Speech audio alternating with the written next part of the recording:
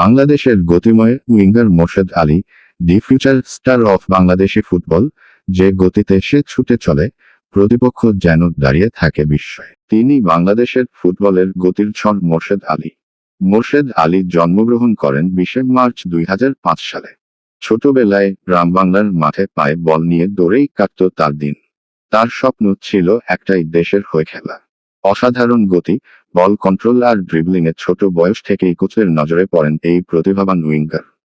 বর্তমানে মোর্শেদ আলী খেলছেন বাংলাদেশ প্রিমিয়ার লিগের দল ফর্টিস এফসিতে। একজন উইঙ্গার হিসেবে তার স্পিড, ক্রসিং ও ড্রিবলিং স্কিল অসাধারণ। তিনি ডান ও বাম দুই দিকেই খেলার দক্ষতা রাখেন, যা একজন আধুনিক উইঙ্গারের সবচেয়ে বড় গুণ।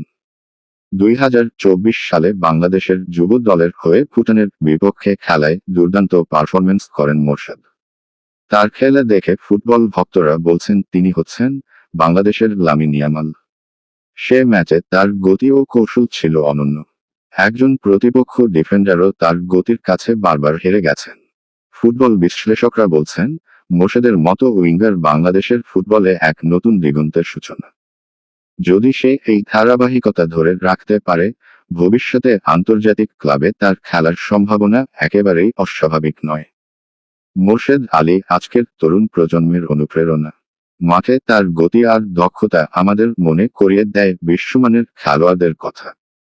চলো তার পাশে দাঁড়াই, তাকে পৌঁছে দিই তার স্বপ্নের গন্তব্যে।